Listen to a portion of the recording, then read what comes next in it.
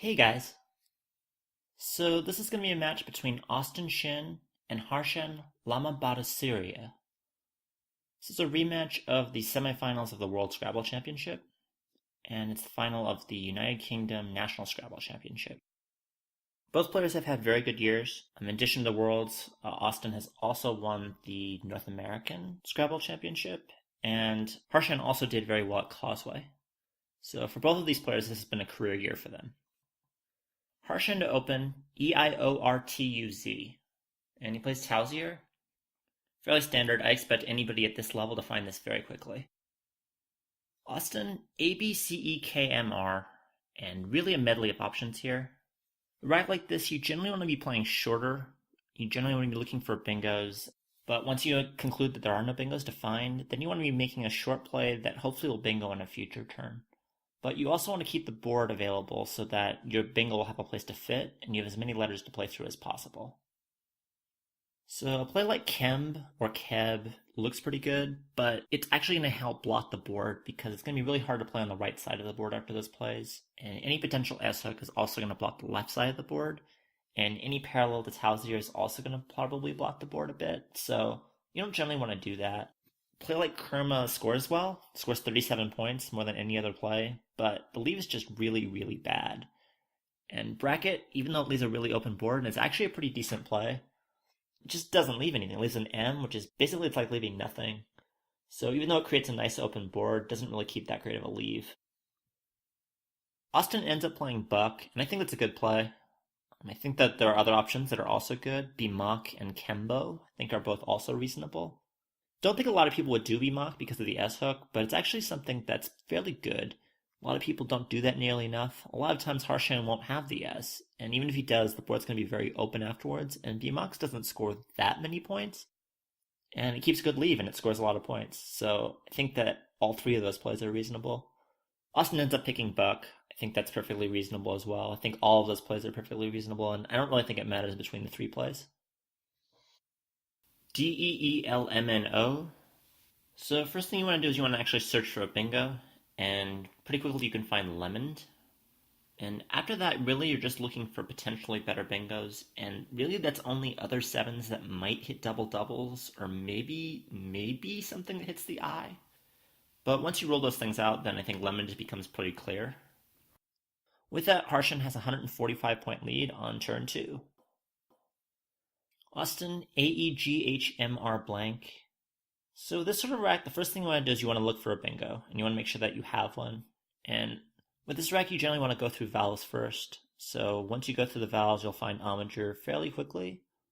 And once you find omager, you just want to make sure that there isn't any better bingo. So you might go through like the I and the E, make sure there's no nines, and no nines for the T and the E. You actually have Hermitage for the T and the E, but it doesn't score enough. It's not a double-double, so it's not quite good enough. And once you find that there are no other better bingos, then omager should come down fairly quickly, and Austin does find this fairly quickly. CEEHISY for Harshan. Plays Yekiest. Again, very clear. The only better spots on this board would be omagers and the R in Harmager, and once you conclude that there's no bingos there, then Yekiest should be a fairly quick play. Additionally, Austin challenges. I think it makes a lot of sense. If you're not at least 90% sure, you should probably end up challenging here. So for that, Harshan get an extra 5 points. AAEFRWY for Austin. So the first thing that should pop out to you is the word way, and you can just look through words that have the word way in them, and Wayfarer should come to mind fairly quickly. So it's no surprise that he played Wayfarer also very quickly. At this point in the game, I think that both players used almost no time making any of these bingos. Really, when you have bingos, there's not that much to think about, because once you find a bingo, all you have to do is search for a better bingo. And once you conclude that there are no better bingos, you can make your play fairly quickly. So, as a result, nobody really took that much time in these plays, and that's to be expected. This time, Harshan challenges. I think it makes sense. A good basic rule is if you're not at least 90% sure that a bingo with no alternate bingo is good, then you should probably challenge. So with that, Austin also picks up an extra 5 points. Harshan NNORTTU, and again he plays Unrotten fairly quickly. At this point though, I think he plays a little bit too quickly, and he actually misses a bingo. So once you see on Rotten, you want to look for other open letters, particularly the I in Yekius. That's generally going to be considered the best lane. With this rack, you generally want to be looking through vowels, so it makes sense that he's looking through the E and the I. And even though there's no 8s through the I in Yekius, there actually is an 8 with an I that plays through the I in Tausia, which is an attorney. Now, this is actually a really interesting rack because this is one of the few racks that you can actually pass with to open. And that's kind of how I remember this sort of rack because it bingos through 3 different vowels, the E, the I, and the O. And it's just a really bad opening rack otherwise. But yeah, he just plays, I think, a little bit too quickly and misses an attorney. I think he would definitely play it if he saw it. It's an extra 16 points with very little downside. So I'm going to assume that Harshan just missed this. Missing plays happens at the top level. I think a lot of people think that nobody ever misses a play on table 1 in Division 1, and it actually happens quite often all the time to almost every player sometimes. And it's understandable, it's a lot of pressure, and it's hard to find the words consistently. Austin DNOOQW blank. Again, a lot of options. So I think it's worth looking at the board at this point. You're down by over 100 still, and you want to keep a board that's amenable to you and amenable to bingos. Even quad, which is probably the best points in leave play, just doesn't really leave a very conducive board, and any play that comes down column O after something like wood or even quad, for example, is really going to block the entire top of the board. There's really not a lot of room in the top of the board as is. There's the U, N, R, and O and on rotten. But if you take out column O, those lanes become constricted heavily. There's only going to be room for bingos if those letters are all in the 4th spot. And it's really hard to slot a bingo with a specific letter in the 4th slot. It's really not a very good bingo dynamic to have open. So really the only thing that's going to be open is the bottom of the board. And once the bottom of the board is dead, then the entire board will be dead. And that's not a very good dynamic to leave as Austin. So you really don't want to inhibit those lines.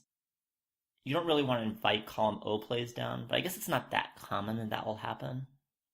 Also, the NOOW leave is just a disaster, and you really need to bingo. The extra points really isn't that valuable to you.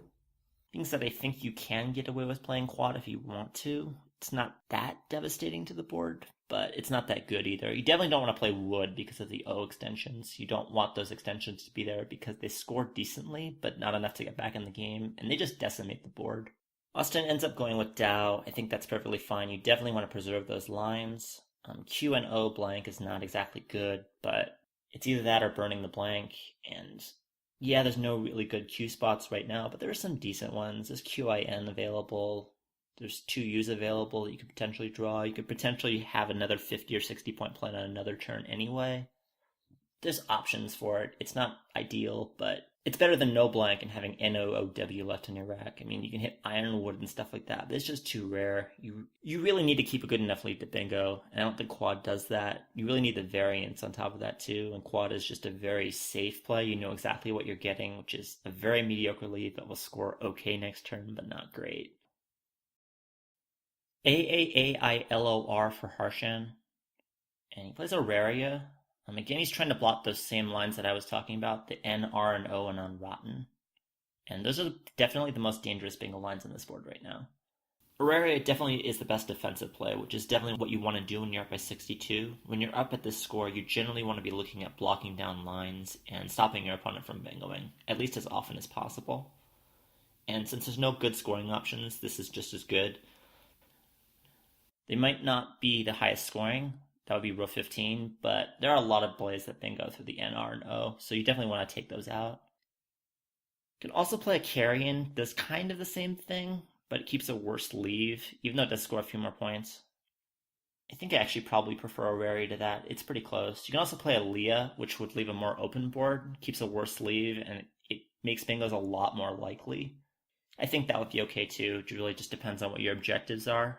Aaliyah is going to leave a lot more bingos, it's going to have a much higher scoring game, whereas Auraria is a lot more safe. I think it's mostly a matter of personal preference here. I think Aaliyah might be slightly stronger, but I think Auraria is a perfectly reasonable play as well. INOOPQ blank, and Austin plays Cough very quickly. I don't think there's much option. You can play Kino, I guess, but it's just a much worse play. OP is just not going to do very much for you here.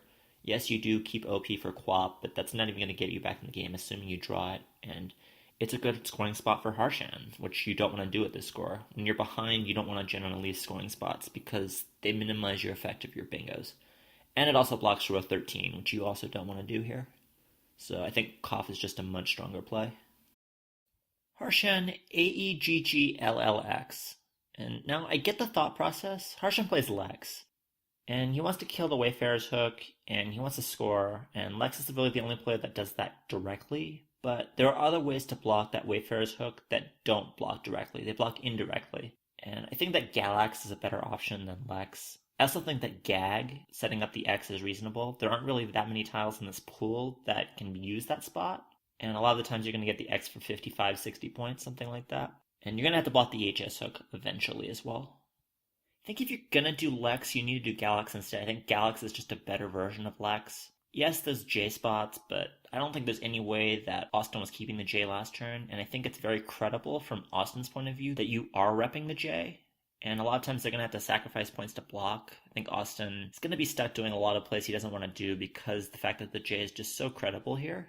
And even though Austin's behind, he's going to need to block a lot of the time. I think the plays are close. Kind of gone back and forth in this. It would take me a while mid-game to actually figure this out. I think that Gag is probably better. Reason why I like Gag is a lot of times it will be blocked, but a lot of the times you'll be blocked, you'll take care of both that hook and the Wayfarer's hook. Yeah, some of the time they will play at 14J and they'll leave an S hook, and that S hook could be really, really annoying. But it's not that easy to do that necessarily. It's not like Austin's going to be giddy about doing that either, because he's not going to assume that you don't have an S necessarily.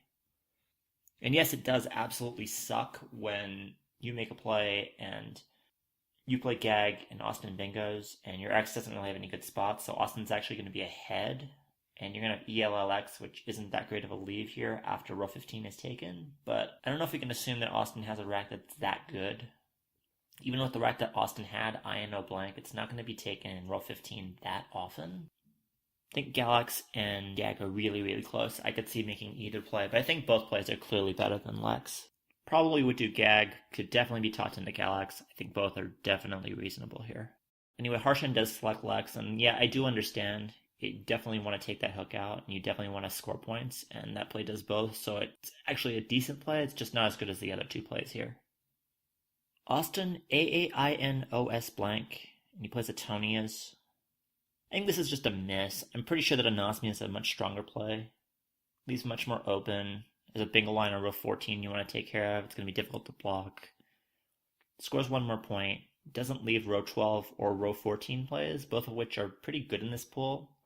This pool has a lot of overlaps of Atonias on both sides. Fairly small mistake. It's not so big. It's probably 6-8 points, something like that. But I think it's definitely a mistake. It really does hurt when they have a V or G in their rack. It's not so much that it'll hurt most of the time, but those letters are really, really difficult to score. And this play makes it a lot easier for those particular racks to score quite well. And it's much more likely that Harshan's going to be able to use those spots than that you will after this bingo. And you don't really want scoring spots when you're going to be losing after this turn. You're going to be still down by 12 points and turn. So you don't really want those spots available. So I think Anosmia for those reasons is just much stronger. Aegglt for Harshan. Plays Eggy. I think this is perfectly fine. There are other options you can consider as well, like a leg, but I think that Eggy's probably just the best option by just a smidgen. I think lots of options are really, really close to Eggy, but Eggy's probably the best of the lot. Austin, JLNNORU, plays Jurl. Not much to think about here. I think it's best easily. Just cash the J, move on. Hopefully draw something better. And Austin takes the lead with this play. Harshan, AAIILPT. So he has Tilapia, but not really all that many good plays here. Plays Pale. I think he just misses Pair. Pair is clearly the best play, not because just of the additional points, but also because of how it blocks. Austin will frequently have a column M play, something like Fired or Bore. Anything that parallels scores pretty well there, and you really don't want to leave his options available. Even if Austin doesn't necessarily have it yet, he has one of those tiles a lot of the times and can fish for it, and you're not going to be able to hit those tiles nearly as often. So you definitely want to take that spot out. Leaving column O open isn't really a good thing either, so I think that Pair is just a much better play. Assuming that Harshan just missed it, I think he would have played it if he saw that. Austin, Beinnos, so he too has bingos, but again, they don't play. This board is not very good for bingos. He plays boars. I'd rather play the E and keep the S. I know that this isn't really a particularly good board for the S. There's not really a lot of S hooks to really cash the S for a lot of points, but it's still a better tile. The E isn't particularly good either. I guess 5k, but I don't think that's good enough. I think you want to keep the S for potential S hooks, just because it's a lot of words with an S, and potentially bingos some of the time, not too often, I guess. I don't see a reason to keep the E here. Just think that keeping the S is better, just because the S is a better tile. Even though it's not a particularly great tile on this board, it's still just strong enough that it's better than the E here. You also don't want to let Harshan have the case S. You want to have Harshan have to think about that threat, because sometimes Harshan's going to have to make plays that leave S hooks and has the last S. And you don't want a situation where Harshan's play is easy because he can score points and set up the S, usually along row 14. So for those reasons, I do prefer Bore over boars here. Harshan is now down 29, ADEITUV. So he has the V for 12D. There's a V in the bag, so I think there's actually going to be a lot of competition for that spot. There's also a lot of underlaps on row 14, usually making the F for if. But I think that it's notable that that spot has a lot of competition, whereas the Q at A4 really doesn't. You have the U, and it's really going to be difficult for Austin to score using that spot. You're not going to really want to use that spot. If he does, he's going to have to sacrifice a lot of points to do so. So for that reason, I think it's actually a lot better to play at row 12 rather than use the Q here. You're not sacrificing that many points, and you're almost assured to be able to use the spot next turn. And if not, it's because Austin blocked and had to sacrifice a lot of points to do so. Also, it's better endgame timing. Plays like Quieted, leave one in the bag, and Austin can just figure out one in the bag endgames. When you're playing somebody really strong, you don't really want to leave one in the bag very often at all, because they can just promute it through it. And you don't want to let people promute through it. You want to make the decisions as difficult as possible. Whereas if you leave 3 in the bag, a lot of times Austin's going to have to empty the bag himself. There aren't very many short plays that are worthwhile. And you don't let him use that calculative advantage. You make the game a lot more difficult and give you the better endgame timing so that you can play an optimal endgame and win more often. So I think that playing row 12 is a lot better.